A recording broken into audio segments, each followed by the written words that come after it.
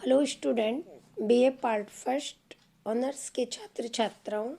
आज मैं जो टॉपिक आपको शुरू करा रही हूँ उसका नाम है मृदा संसाधन यानी सॉइल रिसोर्सेस।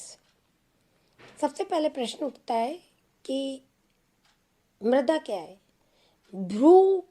भूपृष्ठ की सबसे ऊपरी परत जो पौधों को उगने व बढ़ने के लिए जीवांश व खनिजांश प्रदान करती है, मृदा या मिट्टी कहलाती है। हम दूसरे शब्दों में ये भी कह सकते हैं, प्राचीन काल में ये कहावत थी कि समूचा संसार ही मिट्टी का संसार है। मानव इस मिट्टी में ही जन्म लेता है और अंत में इसी में समा जाता है, बल्कि यह मिट्टी उसका जीवन के अंत तक पोषण करती है। इसी मृदा से हमें संसाधनों की प्राप्ति होती है। मिट्टी की रचना विशिष्ट प्राकृतिक दशाओं में होती है और इस जटिल प्रक्रिया में प्राकृतिक पर्यावरण का प्रत्येक तत्व जैसे चट्टान, तापमान, जीव क्रियाएं,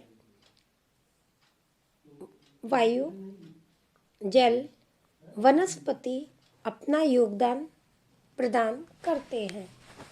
मिट्टी की विशेषताओं में विभिन्नता का संबंध चट्टान की संरचना, धरातलीय स्वरूप, ढाल के सामान्य प्रतिरूप, जलवायु तथा प्राकृतिक वनस्पति से है।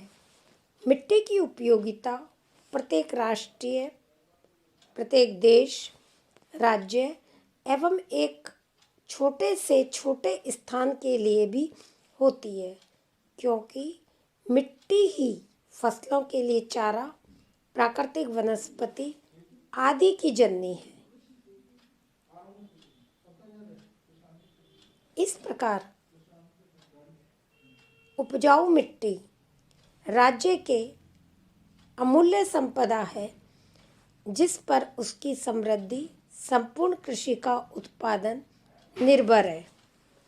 कृषि उत्पादित राज्य हेतु मिट्टी का उपजाऊ होना बहुत आवश्यक है। हमारा राजस्थान एक कृषि प्रधान राज्य है।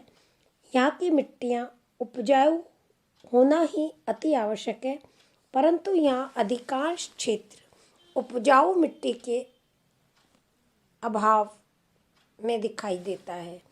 मिट्टी के उपजाऊ होने के लिए उसमें पर्याप्त मात्रा में जीवांश, खनिजांश तथा वनस्पति के अंश होने चाहिए। ये सभी मिलकर भूमि को उर्वरा शक्ति प्रदान करते हैं, अन्यथा शैलों के बारीक कण उपजाऊ नहीं होते हैं। राजस्थान की मिट्टियों का अध्ययन जब हम करते हैं तो हमें पता पड़ता है कि राजस्थान में मिट्टियाँ एक सी दिखाई नहीं देती। यहाँ जलवायु की दशाएं बड़ी कठिन है। मरुस्थल की मिट्टियाँ एक रात में ही उड़कर दूसरे स्थान की मिट्टी पर अपना आवरण जमा कर देती हैं। यहाँ की 61% भूभाग मरुभूमि में आता है, जिसमें 40% जनसंख्या निवास करती है। अर्थात राज्य के 11 जिले मरुस्थलीय मिट्टी के अंतर्गत आते हैं। यह सभी जिले अरावली के पश्चिम भाग में आते हैं।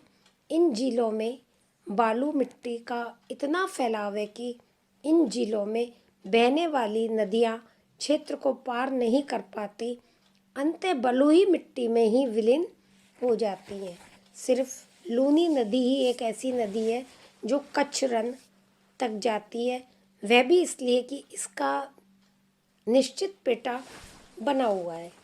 वहीं अरावली के पूर्वी व दक्षिणी पूर्वी भाग में बनावट विषम प्रकार की होने के कारण यहाँ विभिन्न प्रकार की मिट्टियाँ पाई जाती हैं।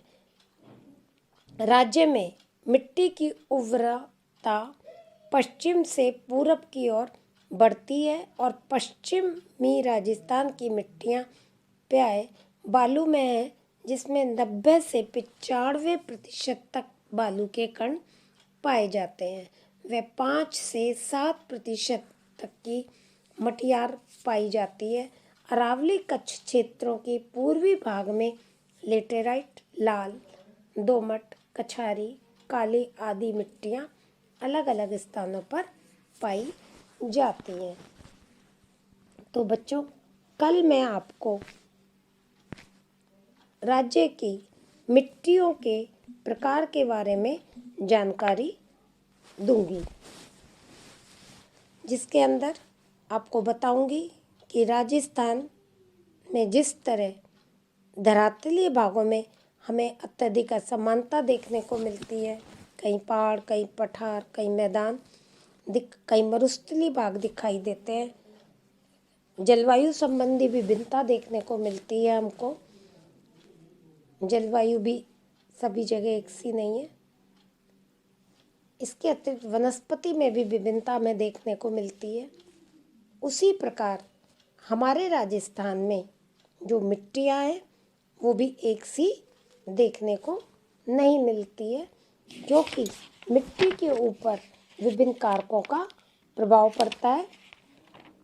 जब हम राजस्थान की मिट्टी देखते हैं तो हमें पता पड़ता है कि राजस्थान में मिट्टी संबंधी अत्यधिक विभिन्नता है। अब आपको कल मैं राज्य की मिट्टियों के प्रकार के विषय में बताऊंगी। धन्यवाद।